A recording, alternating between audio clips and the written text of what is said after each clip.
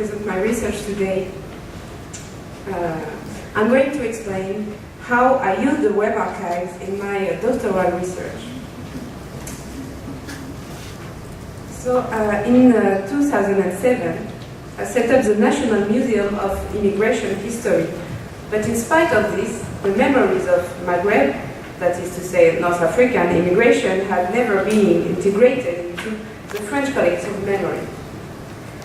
There are several reasons for this. First, oral memories are carried and transmitted by the migrants, and they frequently don't speak about their past to their own children.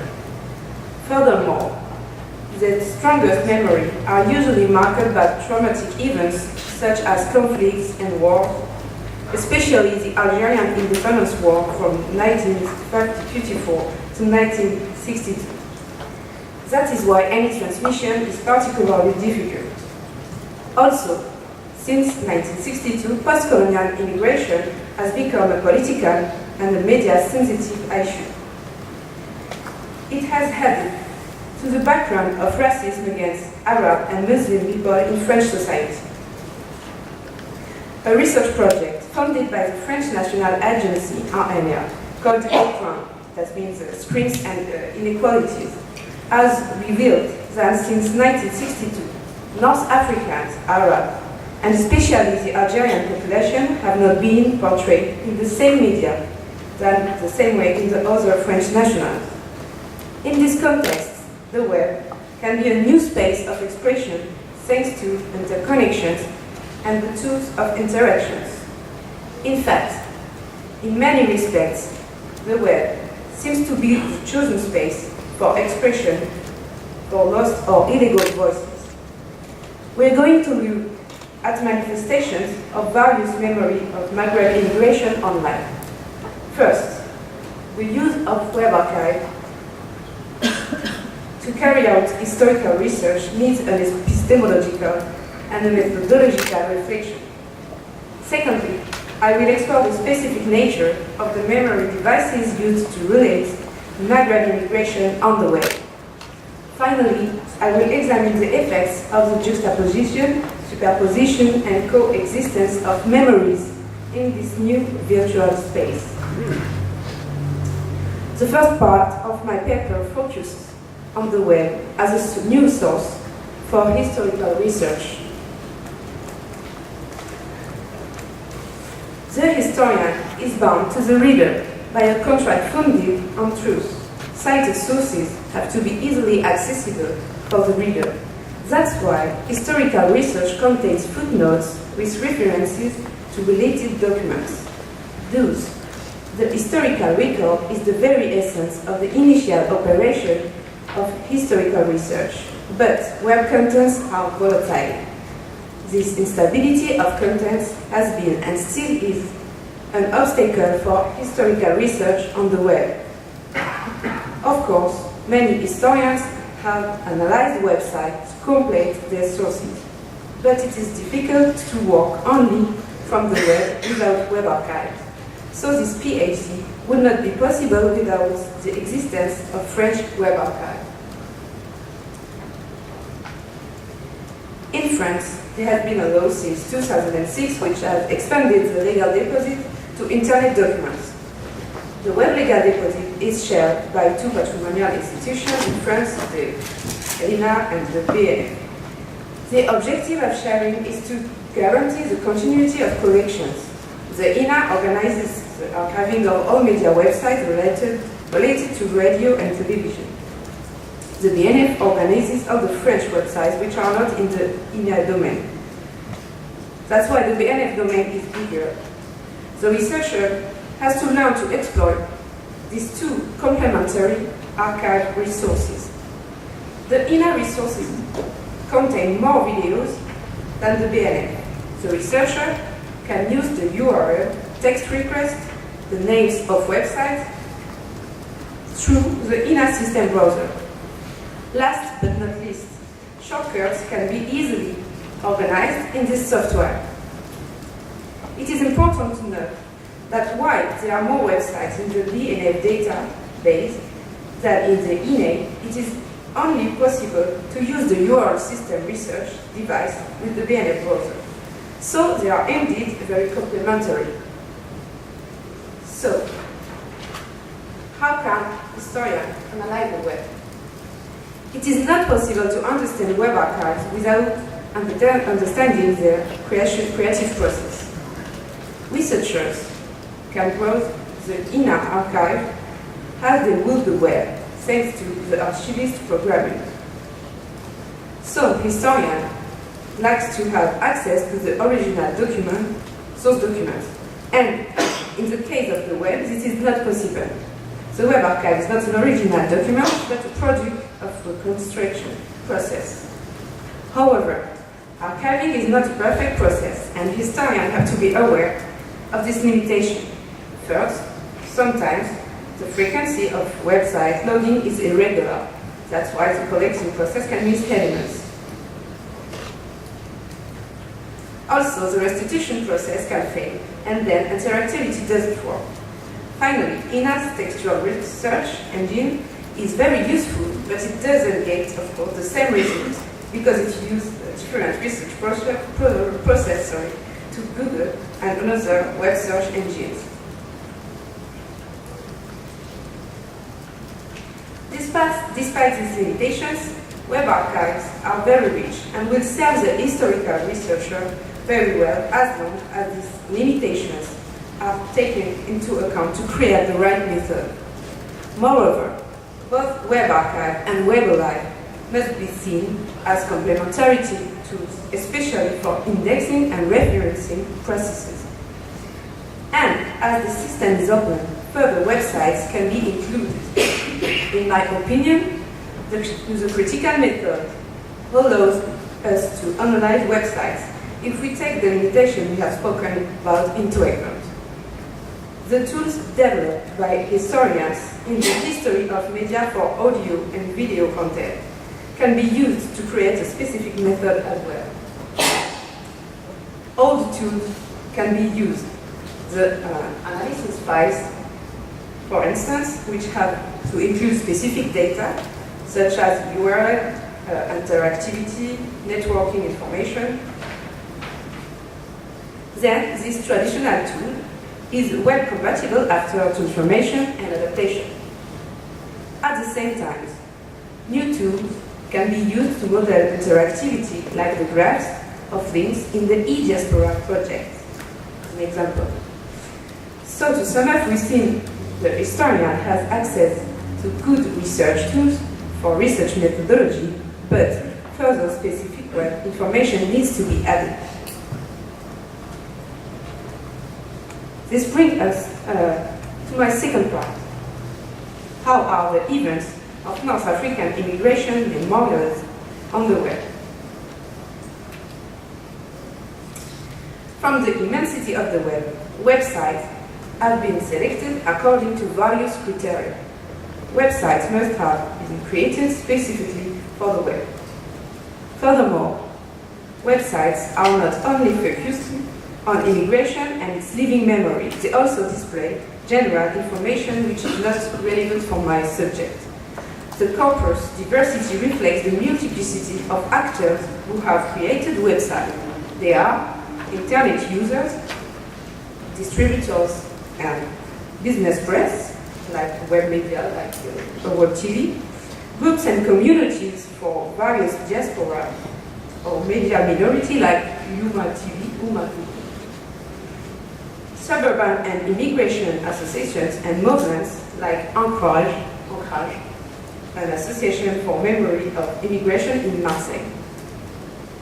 And then institutions like the National Museum for the History of Immigration website. Memory devices online are specific because of their interconnectivity and interactivity. Beyond the form, Internet provides users with total freedom of speech, which allows the most alternative, the most anti-authority, most extremist positions, and conveys a visibility which traditional media do not provide. Many extremist websites come from the French extreme right or from fundamentalist Muslims. It is hard to analyze them because they are often anonymous. So we can use them to experience and to understand tendencies, but they resist the investigation. We cannot recurring themes in our corpus. I'm going to develop quickly 2 tips. For example, the police repression in Paris on October 17, 1961.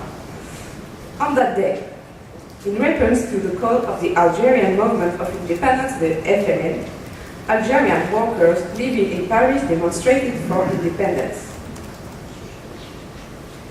This was illegal because the police commissioner had ordered a curfew just for North Africans. This demonstration, in the acute context of Algerian independence war, was violently repressed by the police. Another recurrent feature is the strong eyewitness emphasis.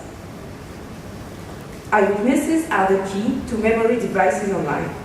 They display their lives, their memories, their points of view about immigration.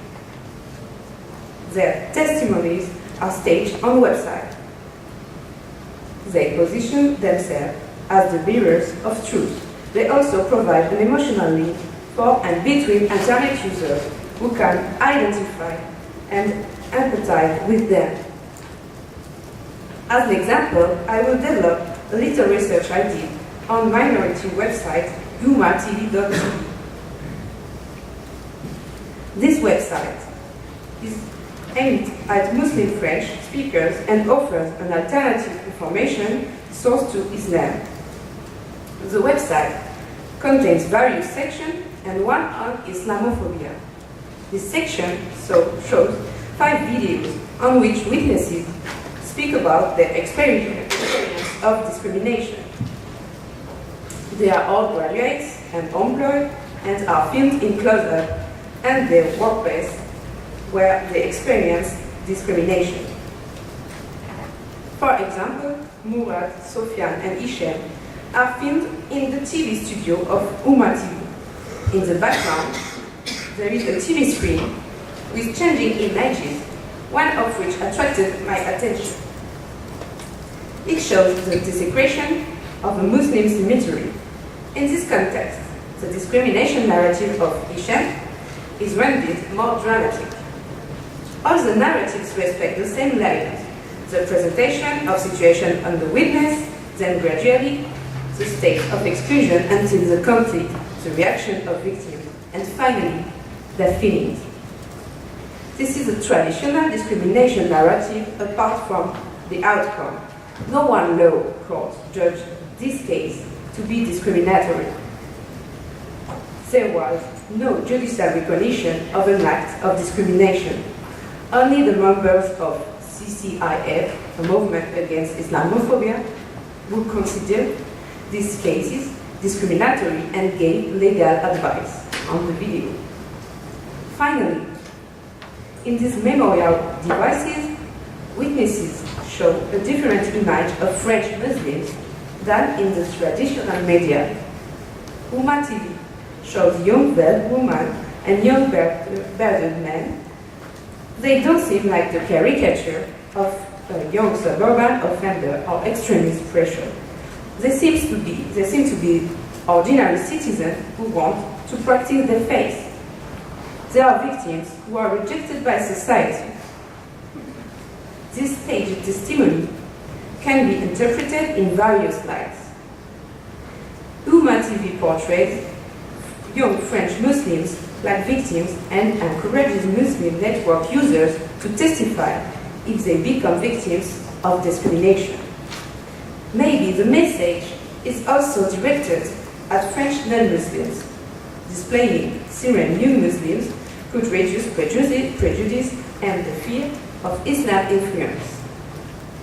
The posture of victimhood can relate to memory competition between religious communities and particularly the picture of desecration. In the French collective memory, this kind of picture relates to the desecration of Jewish cemeteries. Without homology, the state of Israel is evoked.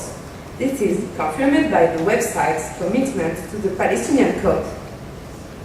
What's more, the old forum of umma.com has been transferred to a new website because of anti-Semitic speeches. These devices of witness testimonies must be seen and understood in a context of memory competitions between two groups of victims. We've looked to the way websites are used to point out instances of discrimination, and now we are going to see how websites are used to probe and revitalize past forgotten events. In a context of memory competitions, what are the different and sometimes conflicting memories of Maghreb immigration? What is the role of the web?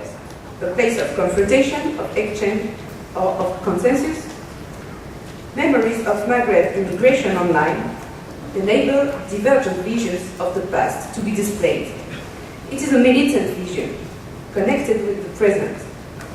Since 1980, associations and institutions have been tried to integrate immigration into French national history. On activist websites, the past events are unevenly represented. Some events, like October 17, 1961, are more strikingly visible than others. Transformations depend on topicality, on the aims of websites, and on commemoration. So, 2011 was the 50th anniversary of 1961. 2013, the 30-year remembrance of the 1983 March for Equality and Against Racism. To illustrate the process of recalling and reframing, I will look at the memories of the 1983 on the web. On December the 3rd, 1983, 100,000 people arrived together in Paris. They were celebrating the arrival of the March for Equality and Against the Racism, also known as the March of the Birth, which had left Marseille 2 months earlier. Some marchers were invited to meet François Mitterrand, the President of the French Republic, at the Élysée. The idea of a march against racism was to meet Jaïjaz from the suburban ghetto of Minguette near Lyon. He was the president of an association called Avenir Minguette, in a future for Minguette, and he had been injured by a policeman. When he was in a hospital, he saw a documentary about Gandhi in India. The social context was very tense. There had been a period of social conflict and skirmishes between the police and the young people. Municipal elections had led to an extreme right victory in the town of Dole, and during the summer there were many racial motivated assaults, including the murder of Toufi, a 9-year-old child, which had received a great deal of media attention. Toumi Jaïja and Christian Delors, a local priest, decided to organize a pacific walk, leaving from Marseille. This walker asked for more rights for migrants and equality for all French people, whatever their origins. Many people joined in Lyon, marching across the country until they reached the demonstration on December the 3rd in Paris. But this success was short-lived. In fact, 30 years later, the March for Equality has not been integrated into the French collective memory. There is no official remembrance, it does not appear in school programs, and it is not a regular media topic. The March for Equality appears like a forgotten event.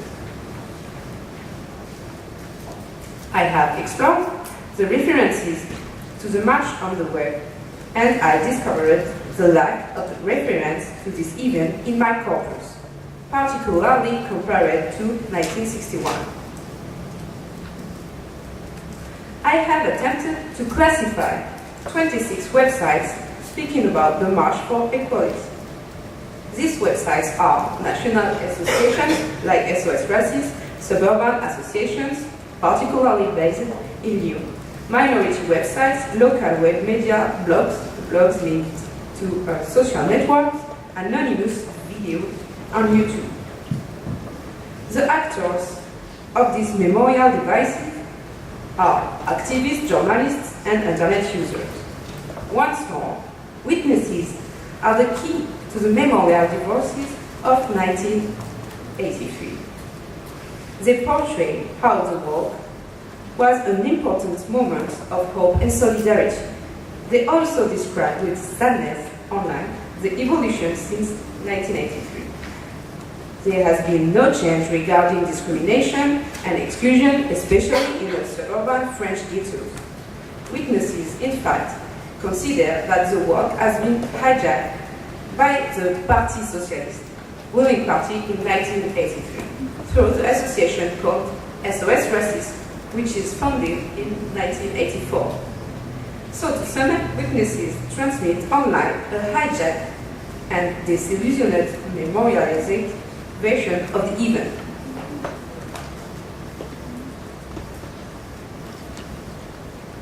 Websites have made this forgotten event visible once again, as if displaying its memory was an act of redress. In this case, there are no explicit claims which are associated with the memory of the march. As we can see here, it is only the devoir de mémoire in French, the injunction of remember, an important event for the author of the page. Here, the website taken the form of a memorialization on Facebook. What is significant is that whatever the website, they all complain of the way that the media and the political movements have neglected the march. However, 1983 still has multiple memorialization online.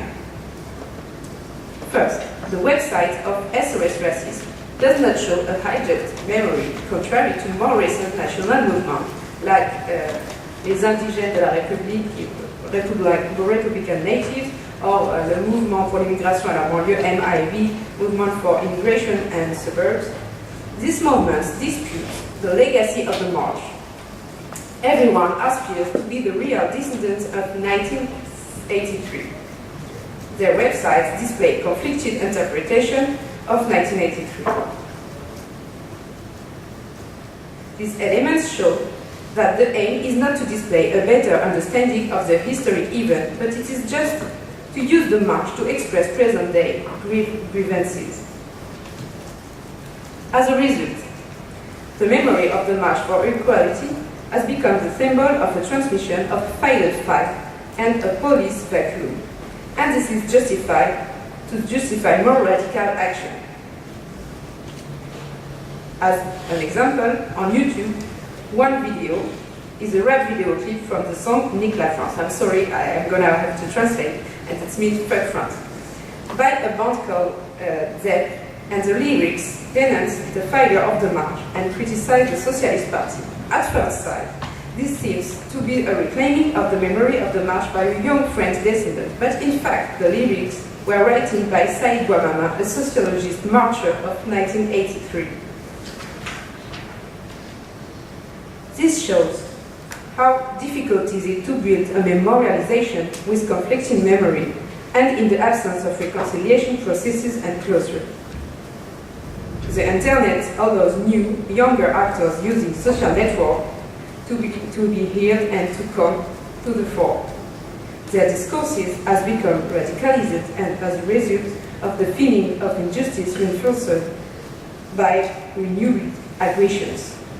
This contrasts with the received institutionalized memorialization discourse expressed by the National Museum of Immigration.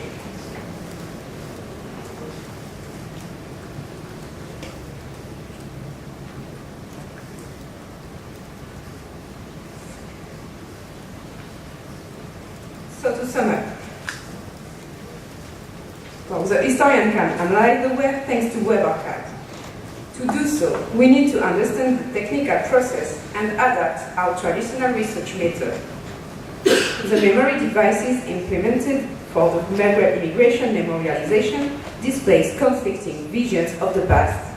More often than not, each site emphasizes a particular event at the expense of general context. However, the web provides access to an aspect which is not easily available in the history of the media studies.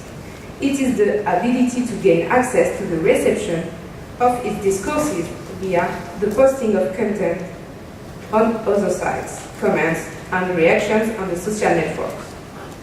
Comments that are plural and divergent, and even though they may be insulting at times, they guarantee a wide spectrum of memory representation, while extremist sites compete in a denial of plurality. More mainstream institutional websites appear as moderators for a consensual memory to fit the national story. As a final remark, I have said that the historian can analyze the web, but more than that, I think we have to do so because this new medium has totally transformed and is transforming the relationship between the citizens and the past. Thank you for your attention.